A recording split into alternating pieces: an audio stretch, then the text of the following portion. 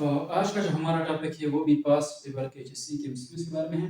यहाँ पर जो पहला एमसीक्यूज है आपके पास, if circumference of a circle is equal to perimeter of a square whose sides are pi, what is the radius of the circle? आपने radius बताना है। यहाँ पर पहली बात ये है कि circumference of a circle, जो आपके पास circumference है उसके लिए जो फार्मूला है वो 2 पाई r होता है, circumference इसके बराबर होता है। और वो कह रहा है कि is equal to parameter of square.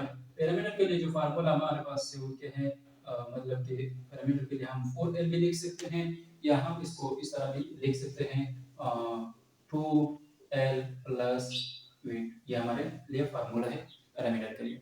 अब यहाँ पर स्क्वायर की बात की हुई है तो स्क्वायर के चारों साइड क्या होते हैं, बराबर होते हैं। और वहाँ यहाँ पर जो उसकी लेंथ दी हुई है, मतलब कि साइड की एक साइड की वो आपके पास पाई उसने दिया हुआ है। अब यहाँ पर वो कह रहा है कि circumference of a circle is equal to perimeter of a square whose side are pi, what is the radius of the circle?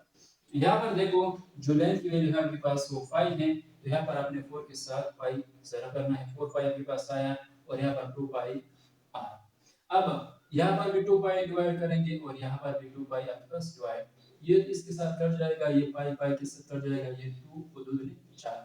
तो आपके पास जो रेडियस का आपके पास आता है वो 2 मीटर इसका आपके पास रेडियस होगा। तो इस तरह आपने ये हल करना है।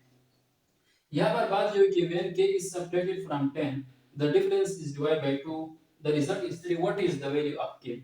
हाँ उसने क्या कहा है कि when k is subtracted from 10, जब आप 10 से k को सब्ट्रैक्ट करो, 10 से k को सब्ट्रैक्ट करो, the difference is divide by 2 और उस डिफरेंस को 2 पर डिवाइड करो, आपके पास जो रिजल्ट आता है वो आपके पास 3 आता है।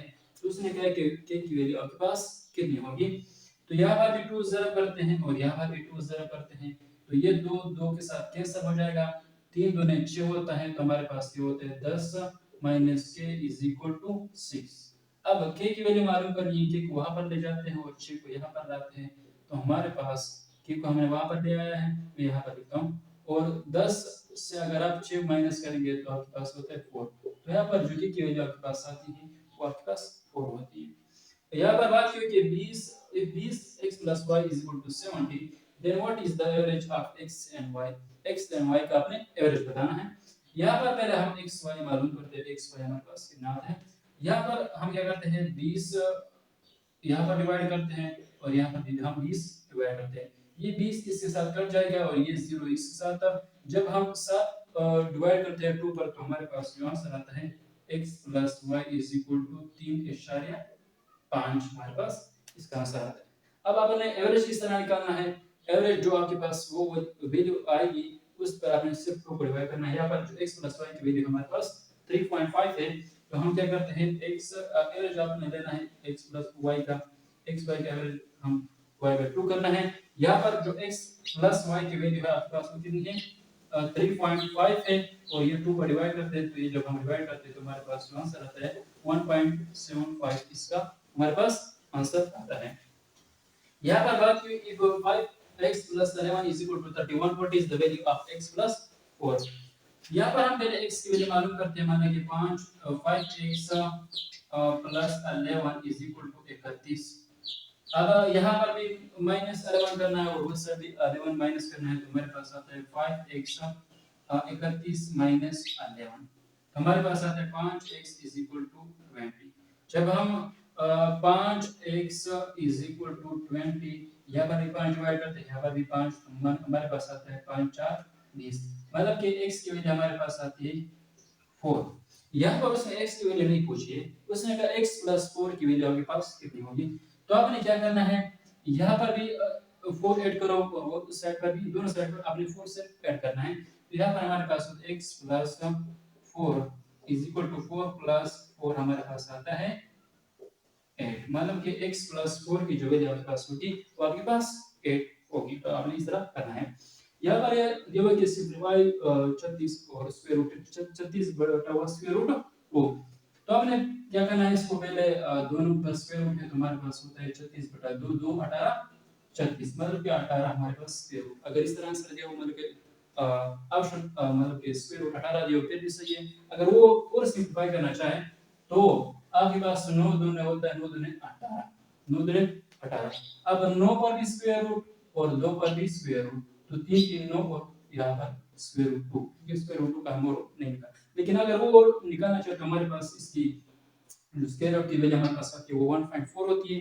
1.4 के साथ 3 आपने ज़र करना है, तो प्लस डायरेक्ट आपके पास आंसर वो भी इशारे में आ सकता है। द मल्टीप्लिकेटिव इनवर्स ऑफ -5 बटा हुआ 6 इज मल्टीप्लिकेटिव इनवर्स आपने बताना है इसका, तो इसका किस तरह बताना है, आपके पास जो रिजल्ट होगा आंसर होगा वो 1 आना चाहिए, बस ये इसका रूल है। मतलब यहाँ पर है -5 बटा हुआ 6, अगर हम इसका 1 रिजल्ट लाना चाहते हैं तो हम क्या करेंगे, -6 बटा हुआ 5 करेंगे, तो हमारे पास 5 5 के साथ कैंसिल, 6 6 के साथ कैंसिल, हमारे पास रिजल्ट क्या आता है, 1 आता है। ये जो जब हम माइनस को माइनस के साथ ज़र करेंगे तो हमारे पास होता है प्लस, यहाँ पर हमारे पास रिजल्ट 1 आ रहा है। तो किस तरह 1 आ रहा है, जब हम -6 को 5 पर डिवाइड करेंगे, इसके साथ ज़र करेंगे तो हमारे पास रिजल्ट 1 आता है। तो हमारे पास यहाँ पर जो मल्टीप्लिकेटिव इनवर्स है -5/6 का, वो हमारे पास -6 बटा हुआ 5 इसका रिजल्ट आता है। इस तरह आपने करना होता है। Ibrahim says that 4/5 student of his class come on photo. The number of student in his class is 40. How many student comes on photo? यहाँ पर कह रहा है कि टोटल क्लास में जो तादाद है आपके पास वो 40 है। इब्राहिम कह रहा है कि 4/5 स्टूडेंट जो है उसने रेशो में दिया हुआ कि वो क्या पैदल आते हैं, तो कितने स्टूडेंट आपके पास टोटल कितने स्टूडेंट आपके पास पैदल आते हैं उसने रेशो में दिया हुआ है, आपने सिर्फ नंबर में काउंट करना है।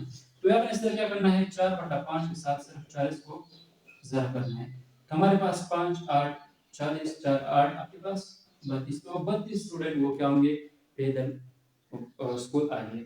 और how many degree are there in pie chart, मतलब कि आपके पास जो चार्ट होता है उसमें आपके पास कितने डिग्री होते हैं, तो आपके पास 360 डिग्री होते हैं आपके पास पाई चार्ट में, मतलब कि आपके पास पाई चार्ट होता है, डिग्री तरह शक्ल होता है, उसमें कितने डिग्री होते हैं, आपके पास 360 डिग्री आपके पास होते हैं।